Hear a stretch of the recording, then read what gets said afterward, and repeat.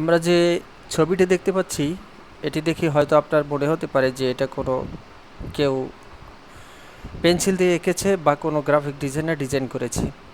আসলে মূলত এটা আমরা যে এই বাম পাশে যে কোডগুলো দেখছেন এটা পাইথনের কিছু লুপ ব্যবহার করেছি, যেটা হোয়াইল লুপ এবং ফর লুপ। এই নেস্টেড লুপের মাধ্যমে আমরা কিন্তু এটাকে করে ফেলেছি।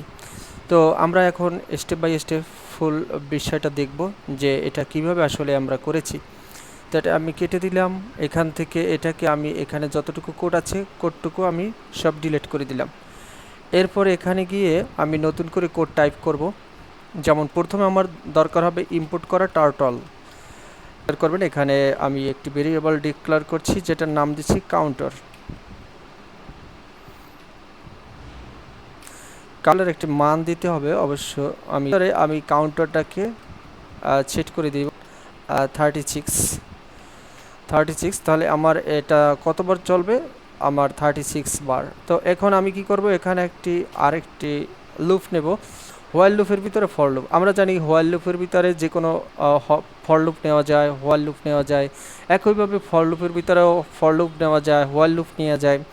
তো এটাকে বলে নেস্টেড লুপ। আমি একটি নেট হিসাবে ব্যবহার করছি, ফর আই প্লাস অন। এটা হচ্ছে কাউন্টারের কাজ। এরপর আপনি আর এক স্টেপ ব্যাক স্পেসে গিয়ে যে হোয়াইল লুপ যেখানে শুরু হচ্ছে এটা সোজা নিচে, এখানে আপনাকে টার্টল এর ফাংশনটাকে টাইপ করে এখানে একটা ডট দিবেন। ডট দেওয়ার পর আপনি এখানে লিখবেন এক্সিট ওয়ান ক্লিক ফাংশন, এটা লিখে দিবেন। লিখে দেওয়ার পরে আপনি যদি এটাকে রান করেন তাহলে দেখুন আমার নিশ্চয়ই কোথাও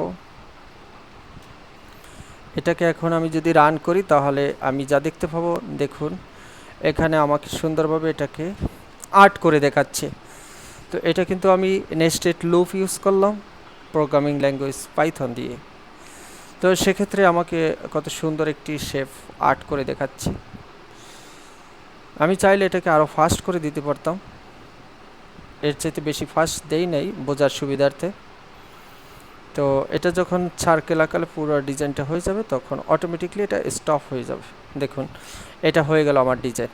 তো এই ছিল আজকের আমাদের ভিডিও, যে পাইথনে লুপ ইউজ করে, লুপের ভিতরে লুপ তার মানে নেস্টেড লুপ ইউজ করে আমরা কিভাবে একটি ডিজাইন তৈরি করতে পারি। তো নেক্সট ভিডিও আসা পর্যন্ত সকলেই ভালো থাকুন। আল্লাহ হাফেজ।